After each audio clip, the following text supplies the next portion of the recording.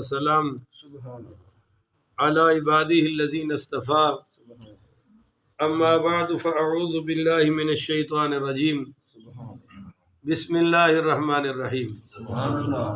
معزز محترم محتشم سامعین حضرات، 22 دسمبر بروز جمعرات 2021 بعد نماز فجر کا یہ درس حدیث مصطفیٰ صلی اللہ علیہ وآلہ وسلم، اس کا عنوان ہے تکبر کی حقیقت اور اس کے نقصانات۔ حدیث سنیے، ان ابی ہریرہ رضی اللہ تعالی عنہ قال قال رسول اللہ صلی اللہ علیہ وسلم یقول اللہ تعالی الکبریاء ردائی والعظمت ازاری فمن نازعنی واحدا منہما ادخلتہ النار وفی روایت فقذفتہ فی النار۔ یہ مسلم شریف میں ہے جی، مشکاۃ شریف باب الغضب والکبر الفصل الاول میں حدیث قدسی ہے کہ حضرت ابو ہریرہ کہتے ہیں کہ نبی کریم علیہ الصلاۃ والسلام نے ارشاد فرمایا کہ اللہ تعالیٰ نے فرمایا کہ کبریائی بڑائی یہ میری چادر ہے اور عظمت یہ میری ازار یعنی چھوٹی چادر ہے۔ جس نے ان دونوں میں سے کوئی چیز مجھ سے لینے کی کوشش کی میں اسے جہنم میں داخل کر دوں گا۔ اصل میں مسئلہ یہ ہے کہ انسان مجبور ہے، انسان کمزور ہے، انسان لاچار ہے، اس کو بڑائی سجدی بڑائی اصل میں ہے ہی اللہ کے لیے۔ مولا علی رضی اللہ تعالی پڑھیے نا جی، رضی اللہ تعالی وہ بیان فرماتے ہیں کہ اگر کسی کو یہ گمان پیدا ہو جائے، وہم پیدا ہو جائے کہ میرے اندر بڑے کمالات ہیں، بڑی خوبیاں ہیں اور میں تو میرے اندر بڑی بڑائی ہے، میرے اندر بڑی عظمت ہے، اس کو چاہیے کہ وہ باتھ روم میں لیٹرین میں جا کر دیکھے کہ اس کے اندر ہے کیا۔ پیشاب ہے تو وہ گندا، پخانہ ہے تو وہ گندگی، ہمارے ناک کا پانی کوئی پسند نہیں کرتا، منہ سے رال نکل آئے تو کوئی پسند نہیں کرتا، ہم کان صاف نہ کریں تو ادھر میلیں آ جاتی ہیں، ہم جناب دانت صاف نہ کریں تو منہ سے بدبو آنی شروع ہو جاتی ہے۔ تو ہماری اوقات کیا ہے؟ اس لیے بڑائی اصل صرف اللہ کے لیے ہے۔ تو کیا کہا جاتا ہے اذان میں؟ پہلا لفظ کیا ہے؟ بولے نا تھوڑا سا، اللہ اکبر۔ اور پھر آخر میں جب اذان ختم ہوتی ہے تو سیکنڈ لاسٹ لفظ کون ہوتا ہے؟ اللہ اکبر۔ اچھا جی، نماز شروع کس سے ہو رہی ہے؟ رکوع میں جانا ہے تو کیا کہیں گے؟ بولتے جائیے نا۔ سجدے میں جانا ہے تو کیا کہیں گے؟ سجدے سے سر اٹھانا ہے تو کیا کہیں گے؟ یہ تشہد پڑھی عبدہ و رسولہ، اٹھنا ہے تو کیا کہیں گے؟ اللہ اکبر۔ اور اس کا یہ جو ترجمہ کیا جاتا ہے نا، وہ جی اللہ سب سے بڑا ہے، یہ ترجمہ آپ کو سمجھانے کے لیے ہے کہ سب سے بڑا ہے، یعنی کوئی اور بھی بڑا ہے کہ بڑوں میں اللہ سب سے بڑا ہے؟ نہیں، اللہ ہی بڑا ہے، بڑائی ہے ہی اللہ کے لیے، عظمت ہے ہی اللہ کے لیے۔ اللہ اکبر کبیرہ۔ سورۃ الجاثیہ آیہ نمبر 37 میں ہے وَلَهُ الْكِبْرِيَاءُ فِي السَّمَاوَاتِ وَالْأَرْضِ، کہ اسی کے لیے ہے بڑائی آسمانوں اور زمینوں میں، وَهُوَ الْعَزِيزُ الْحَكِيمُ، وہی زبردست اور حکمت والا ہے۔ فرمایا الکبریاء ردائی والعظمت ازاری، بڑائی میری چادر ہے اور عظمت میری لنگی ہے۔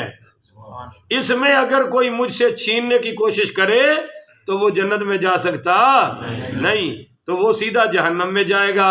تکبر متکبرین کے بارے میں اللہ نے فرمایا کہ ان اللہ لا يحب المستکبرین، اللہ تکبر کرنے والوں سے محبت ہے۔ بھائی سارے ساتھی بولیں گے نا انشاءاللہ، اللہ تکبر کرنے والوں سے محبت ہے۔ ہائے ہائے ہائے، شاعر نے بڑی پیاری بات کہی، وہ ڈالی ٹوٹ ہی جاتی ہے ہوا کے ایک جھونکے سے، جسے اپنی بلندی پر ذرا بھی ناز ہوتا ہے۔ جھکتے وہی ہیں جن میں جان ہوتی ہے، اکڑ کے رہنا یہ مردوں کی پہچان ہوتی ہے۔ اکڑا تو مردہ ہوتا ہے، جس میں جان ہے اس کو اکڑنے کی ضرورت ہے۔ ایک حدیث سنیے اور ذرا دل کے کانوں سے سنیے سیدنا امام فاروق اعظم رضی اللہ تعالیٰ عنہ علیہ السلام ایک مرتبہ خطبے میں فرمانے لگے کہ لوگو تواضع کرو، عاجزی کرو، کیونکہ میں نے رحمت کائنات صلی اللہ علیہ وآلہ وسلم کا فرمان اپنے کانوں سے سنا ہے کہ من تواضع للہ، جو اللہ کے لیے جھک جاتا ہے رفعہ اللہ، پھر اللہ خود اسے بلندی عطا کرتا ہے، ومن تکبر وضعہ اللہ، اس کے خلاف جو شخص اپنے آپ کو بڑا ثابت کرتا ہے، بڑا بنتا ہے، اللہ اس کو لوگوں کی نظروں میں اتنا ذلیل کر دیتا ہے کہ وہ کتوں اور خنزیروں کے برابر ہو جاتا ہے۔ جس طرح لوگ کتے کو حقیر سمجھتے ہیں نا، اس طرح متکبر کو بھی حقیر ہی سمجھتے ہیں۔ پستی سے سر بلند ہو اور سرکشی سے پست، اسی راہ کے عجیب نشیب و فراز ہے۔ اللہ اکبر کبیرہ۔ اگر ہم قرآن کا مطالعہ کریں تو آپ حیران ہوں گے کہ وہ قومیں گزری ہیں، قوم عاد، قوم نوح، قوم سمود، جنہوں نے کہا تھا من اشد منا قوہ، ہم سے بڑھ کر طاقت والا کون ہے؟ تو اللہ تعالیٰ نے کسی کو پانی میں ڈبو دیا، کسی کو آگ میں جلا دیا، کسی کو زمین میں خاک کیا، کسی کو ہوا میں برباد کیا۔ اور قرآن پاک میں قوم سمود کا اللہ نے حال بیان کیا کہ ریحن سرسرا، ریحن سرسرا، 8 دن 7 راتیں مسلسل اللہ نے ان پر اتنی شدید ہوا چلائی کہ ان کو اٹھا کر وہ ہوا پٹک پٹک کر زمین میں مارتی تھی۔ اور قرآن نے کہا کہ انہم اعجاز نخل خاویہ، دیکھ میرے محبوب ان کی لاشیں یوں پڑی ہیں جیسے کھجور کے درخت کٹنے کے بعد زمین پر پڑے ہوتے ہیں۔ کٹے ہوئے درخت نہیں پڑے، ایسے ہی یہ پڑے ہوتے ہیں۔ آپ کو ایک دلچسپ قصہ سناؤں اگر سبحان اللہ کہ ہمارے پاکستان پنجاب، جنوبی پنجاب میں ایک شہر ہے بہاول پور، نام سنا ہے آپ نے؟ وہاں کا ایک نواب صادق مرحوم گزرا ہے، آج بھی جامع مسجد صادقیہ اسی کے نام پہ جامع مسجد صادق ہے بہاول پور میں۔ اس کا ایک پوتا تھا عباس، اس کے نام پر فورٹ عباس شہر ہے وہاں بہاول نگر میں، اس کی تحصیل ہے۔ یہ جو نواب صاحب تھے یہ بابا جی فرید رحمۃ اللہ علیہ کے مرید تھے۔ آپ بابا فرید کہتے ہیں، ادھر والے خواجہ فرید کہتے ہیں، تو یہ خواجہ فرید کا مرید تھا۔ اور اس کا محل آج بھی شاہی محل بہاولپور میں موجود ہے، آج بھی موجود ہے، لوگ آتے ہیں دیکھتے ہیں۔ تو یہ اپنے اس کے محل کے سامنے سے ایک فقیر گزرا اور نواب صادق دروازے میں کھڑا تھا۔ وہ فقیر بھی خواجہ صاحب کا مرید تھا، یعنی اسی بادشاہ کا پیر بھائی تھا، اور اس کو پتہ نہیں تھا۔ تو اس نے سلام کیا اور شاہی محل کی طرف دیکھ کر کہا یہ مسافر خانہ کس کا ہے؟ کیا بولا؟ ہائے ہائے ہائے۔ تو وہ نواب صادق کہنے لگا بابا جی آؤ بیٹھو، یہ ہمارا شاہی محل ہے، مسافر خانہ نہیں ہے، میرا گھر ہے۔ اس نے کہا بیٹا مسافر محل تو اللہ جنت میں عطا کرے گا، دنیا میں محل وحل ہو سکتا، یہ مسافر خانہ ہے۔ اس نے کہا نہیں، آپ کو غلط فہمی ہوئی ہے، یہ مسافر خانہ نہیں ہے، ہمارا شاہی محل ہے۔ تو بابا جی نے کہا نواب صاحب پہلے اس میں کون تھا؟ اس نے کہا جی میرا دادا۔ کہا دادا کدھر ہے؟ کہا جی قبروں میں۔ کہا پھر کون آیا؟ تو نواب صاحب کہنے لگا میرا ابا۔ فرمایا تیرا ابا کدھر ہے؟ کہنے لگا جی قبروں میں۔ فرمایا کل تو نہیں ہوگا تو تیری اولاد ہوگی، تو یہ مسافر خانہ ہی تو ہے، پرسوں تیرا بابا تھا، دادا تھا، کل تیرا باپ تھا، آنے والے کل میں تیری اولاد ہوگی، ساقی کی نوازش جاری ہے، مہمان بدلتے رہتے ہیں، یہ مسافر خانہ ہی تو ہے۔ اس بابے نے جا کے خواجہ فرید پڑھیے نا رحمت اللہ علیہ، یہ خواجہ فرید پاک پتن والے کی بات نہیں ہو رہی، کوٹ مٹھن والے کی بات ہو رہی ہے۔ تسی 5-6 ولی اللہ سنے نے، بہت اولیاء نے اس بر صغیر سارا اسلام لے آنے والے ہی اولیاء نے، اور بڑے بڑے پیر پڑے ہیں۔ تو اس نے جا کے نا خواجہ فرید رحمت اللہ علیہ کو شکایت لگائی کہ آپ کا جو مرید ہے نا نواب صادق ہے، وہ تو اپنے گھر کو کہتا ہے شاہی محل ہے۔ تو خواجہ صاحب نے خط لکھا بابا جی کو، اپنے نواب صادق کو، اب مرید تھے نا وہ تو نواب صادق ہے، تو نہ صاحب لکھا نہ نواب لکھا، محمد صادق، اور نیچے سلام لکھا۔ اور آگے پتہ کیا لکھا؟ زیر بن زبر نہ بن. نہیں سمجھے تسی؟ وہ آخدے ہو بھی مولوی پیراں دی گلاں نہیں کردا. ہن سنو نا تکڑے پیراں دی گلاں.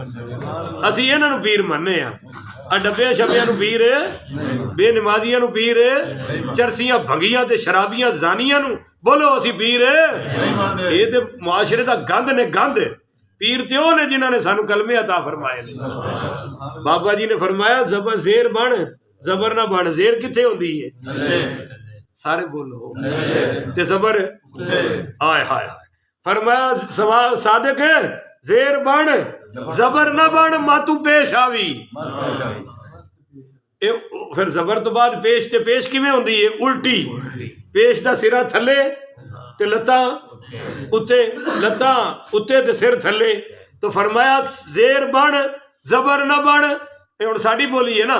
زیر بن زبر نہ بن ماتو پیش آوی. نیواں رو اچا نہ ہو ماتو تیرے تے خدا دا عذاب آوی. ایک جملے جی دا دماغ سیٹ ہو گیا. نواب نس کے آیا، پیر پھڑ کے کہنے لگے حضرت میرا کوئی مال نہیں، یہ دنیا ساری مسافر خانہ ہے. تو بات سمجھ آئی ہے نہیں آئی؟ اللہ اکبر کبیرہ.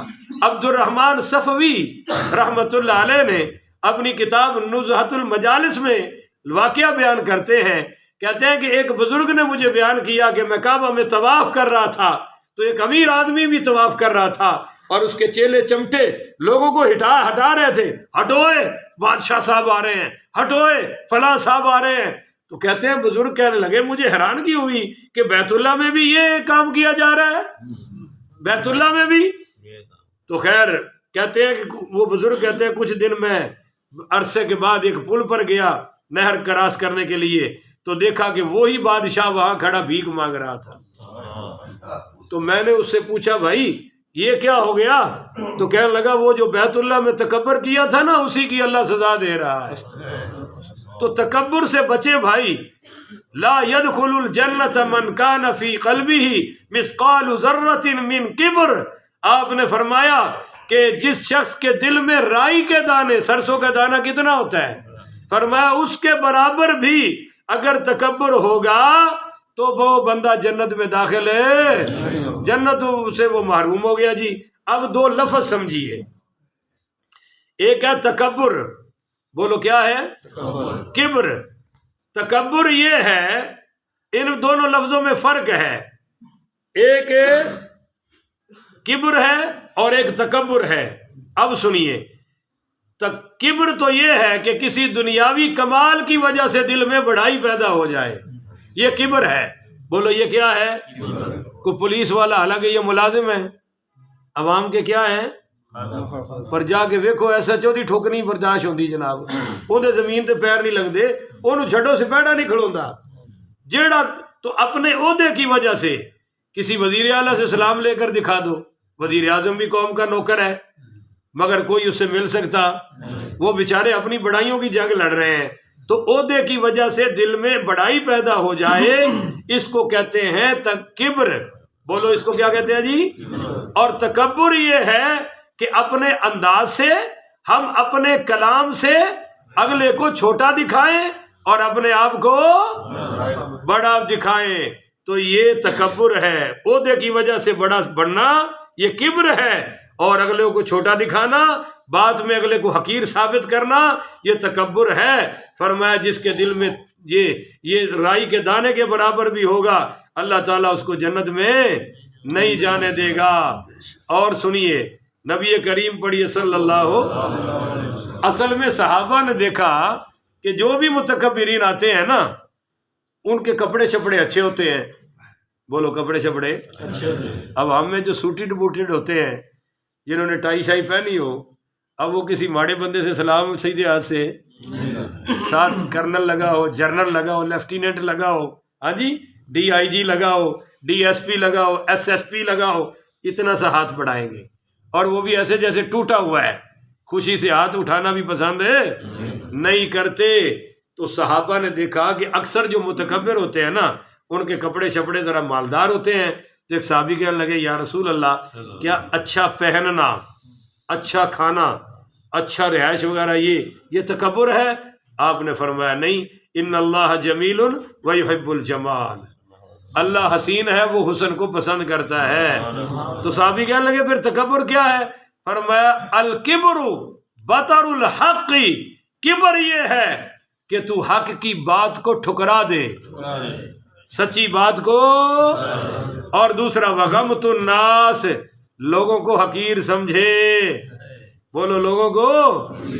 اب سنیے قرآن عظیم الشان سورہ عنکبوت آیہ نمبر 39، وقارون وفرعون وہامان، کیا خیال ہے؟ یہ سارے نشہرہ دے سن یا متکبر سن؟ بولو۔ پھر وقارون وفرعون وہامان وَلَقَدْ جَاءَهُمْ مُوسَىٰ بِالْبَيِّنَاتِ، جب آئے ان کے پاس میرے موسیٰ معجزات لے کر، فَاسْتَكْبَرُوا فِي الْأَرْضِ، انہوں نے زمین میں تکبر کیا، یعنی حق بات کو مانا نہیں۔ انہم کانوا اذا قیل لہم، وہ ایسے لوگ تھے جب ان سے کہا جاتا تھا کہ لا الہ الا اللہ، کہ بھائی اللہ کے سوا کوئی معبود تو یستکبرون، وہ کیا کرتے تھے؟ بولو نا سارے یار، وہ کیا کرتے تھے؟ تو پتہ چلا حق مولوی کو مسئلہ سن کے متھے تے وٹ پہ جائے تے تے تکبر ہے۔ تو پھر حساب لے، یہ مولوی نے گل کیتی کیوں ہے؟ بھئی گھروں کیتی ہے، اپنے ابے دادے دی کیتی ہے، اللہ دے قرآن دی کیتی ہے، اور سونے نبی دی زبان دی کیتی ہے۔ اور تو سوچ کے تو غصہ کر کے کتھے جا رہے ہیں؟ تو اپنے آپ کو کنا شامل کر رہے ہیں؟ یستکبرون، وہ تکبر کرتے تھے۔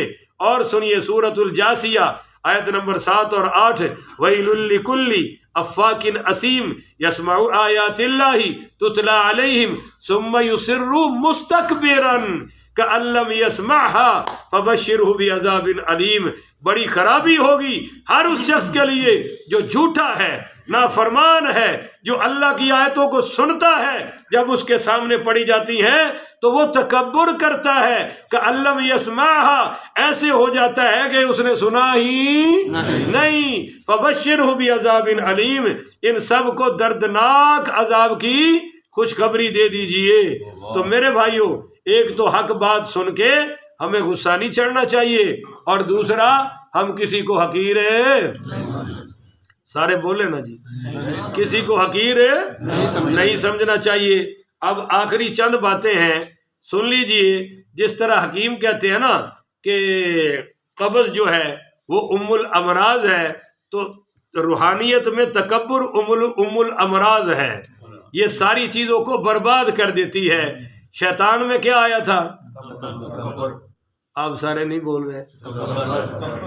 ہاں تو 1000 سال کی عبادت ہے، ہماری تو بھائی 1000 سال کی ہے بھی نہیں، اور ہماری اتنی عمر بھی چھوٹیاں چھوٹیاں عمریاں تو چھوٹیاں چھوٹیاں عبادتیں نے، تو مہربانی کر کے سانو تکبر سجدہ۔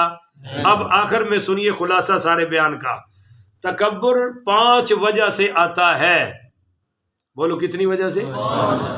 یہ نہ بولنا بھی تکبر ہے، یہی تو علاج ہو رہا ہے، ابھی تکبر نہیں کرنا، اور حق دی گل جڑا نہ بولے وہ کتوں دا عاجز ہو گیا۔ تو کتنے اسباب ہیں؟ 5۔ پہلا ظاہری علم، بولو ظاہری، کہ جو ڈاکٹر بن جائے، PhD ہو جائے، MBBS ہو جائے، جو علامہ فہامہ مفتی ہو جائے، پھر زمین پہ پیر ہے، وہ کہتا جی میں بڑا ہم چما دیگرے نیست، کہ میرے جیسا۔ آفات العلمی الخیلاء، علم کی آفت تکبر ہے۔ ہاں اگر علم سے عاجزی آ جائے، اندر عمل آ جائے، تو پھر سمجھو یہ علم اللہ کا احسان ہے، وگرنہ علم سے بڑھ کر کوئی وبال ہے۔ علم تو 2 دھاری تلوار ہے، اگر عمل کریں گے تو کامیاب، نہیں تو یہی تلوار اس کو کاٹ کے تباہ کر دے گی۔ دوسری چیز ہے تکبر پیدا کرنے کی ظاہری عبادت، بولو ظاہری عبادت، یہ پڑھے گا اور لوگوں کو بتاتا پھر رہا ہوگا۔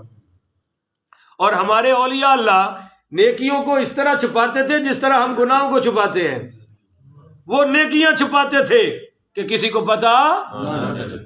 حضرت عمر رضی اللہ تعالی عنہ فرماتے ہیں، میں مدینہ کے قریب ایک بڑھیا تھی نابینی، اس کے گھر جاتا، جھاڑو دیتا، اس کے برتن دھوتا، اس کو روٹی کھلاتا، نہیں ہولی کھاؤ کیونکہ آپ تو پوچھنی بھی نہیں نہ ہوتی، ਆਪਾਂ ਤੇ ਪੁੱਛਣੀ ਵੀ ਨਹੀਂ ਹੁੰਦੀ ਅੱਲਾ ਦੇ ਫਜ਼ਲ ਨਾਲ। ਉੱਠਣ ਲੱਗਿਆ ਕਹਿਣਾ ਹੁੰਦਾ ਹੈ ਫਿਰ ਚਾਹ ਪੀਣੀ ਹੈ, ਚਾਹ ਬਣਵਾਈ ਦਿਆਂ, ਰੋਟੀ ਤੇ ਦਿਲ ਕਰਦਾ ਤੁਹਾਡਾ।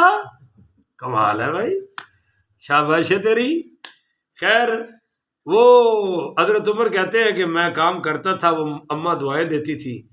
एक दिन मैं आया तो सारे काम हुए पड़े थे। मैंने कहा चलो कोई मुसाफिर दाल आ गया है। कहते हैं दूसरे दिन फिर ऐसे ही था, मैं अपने टाइम पे आता था पर वो काम सारे पहले ही कर जाता था। तीसरे दिन मैं पहले ही आ गया। मैंने कहा मैं देखूं ये मेरी नेकी पे कब्जा किसने किया है भाई। कहते हैं कि वो आदमी आया, उसने नकाब किया हुआ था और वो झाड़ू शाड़ू दे के और अम्मा से दुआ करवा रहा है। अम्मा दुआ करो अल्लाह जहन्नम से बचा ले, अल्लाह गुनाह माफ़ कर दे। और अम्मा दुआ कर रही है रोड की, अल्लाह तेरा भला करे। जब वो निकलने लगे नकाब किए हुए थे, हज़रत उमर कहते हैं मैंने रोके। मैंने कहा अभी तू कौन है? मन अंता। उसने कहा जी अब्दुल्ला। तो फरमाया ये तेरी सिफ्त है या नाम है? क्योंकि अब्दुल्ला तो सारे ही है ना। तो कहा जी मेरी सिफ्त है, मैं अल्लाह का बहुत हूँ, मैं भी अल्लाह का बंदा हूँ। अपना पहचान करा, क्योंकि ये नेकी तो मेरी थी, तू कब्जा कर गया है। कौन तू मेरी नेकी छीनने वाला? आज उमर कहते हैं जब मुझे थोड़ा सा जलाल आया ना तो फिर उस नेकी करने वाले ने नकाब उतारा।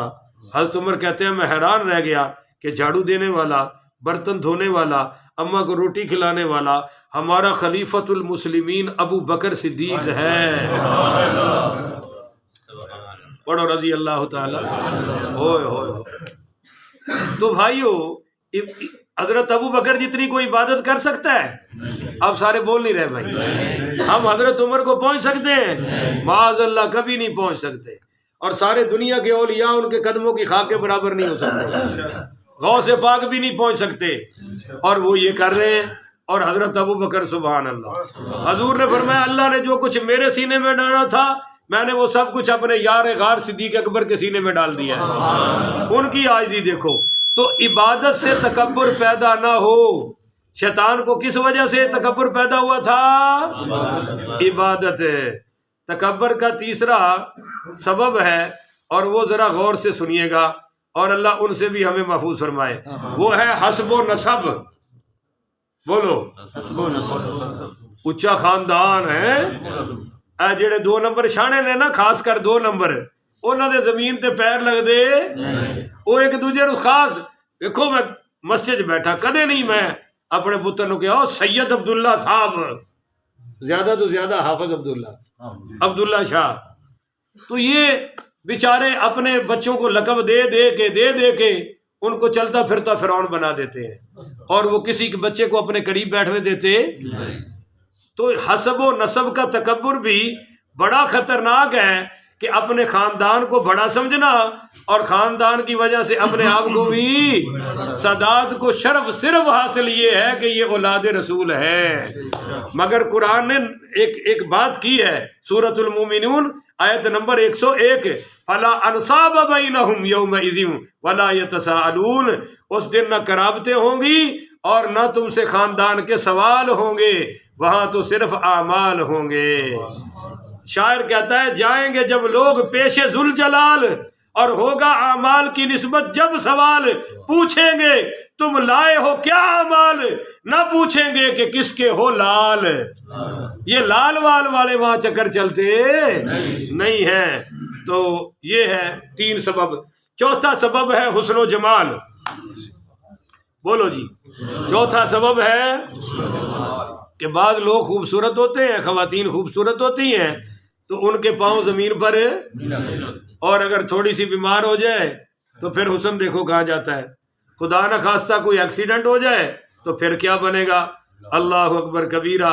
तो अल्लाह ताला हमें हुस्न के तकब्बुर से भी महफूज फरमाए।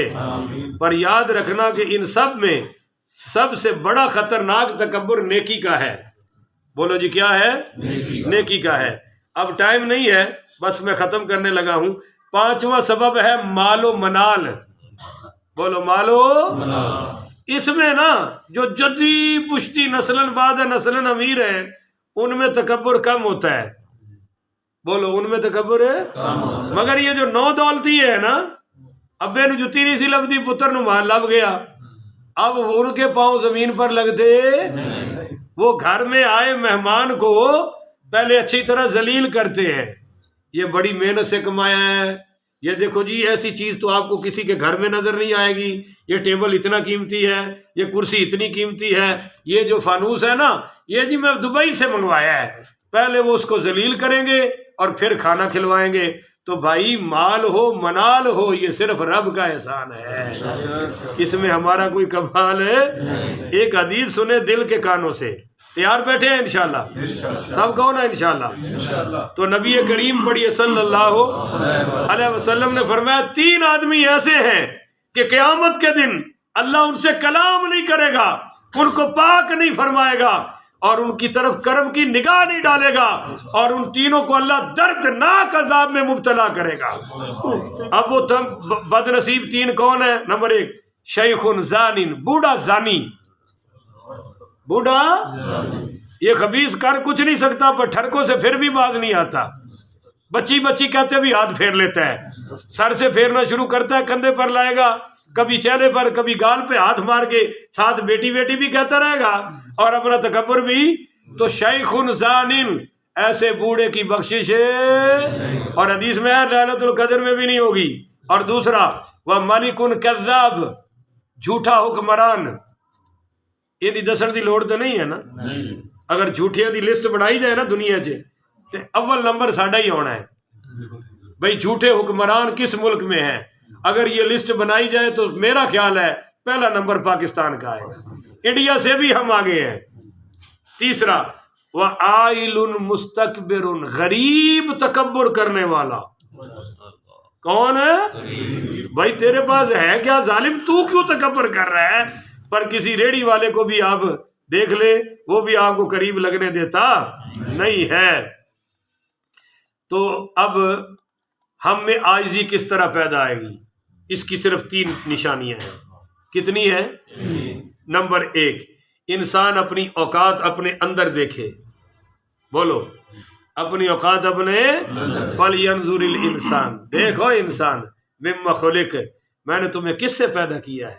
خُلِقَ مِن مَاءٍ دَافِقٍ، ابھرتے ہوئے اچھلتے ہوئے کودتے ہوئے قطرے سے، اور وہ قطرہ جس کا تو ذکر بھی پسند ہے، فرش ہے تیرا مسکن، عرش پہ اڑتا ہے تو، یاد رکھ اپنی حقیقت، خاک کا پتلا ہے تو، جو اونچی اڑان پر ہے یہ رکھے خیال میں کہ لمحوں کا فاصلہ ہے عروج و زوال میں، جو عروج دیتا ہے وہ زوال بھی دے سکتا ہے۔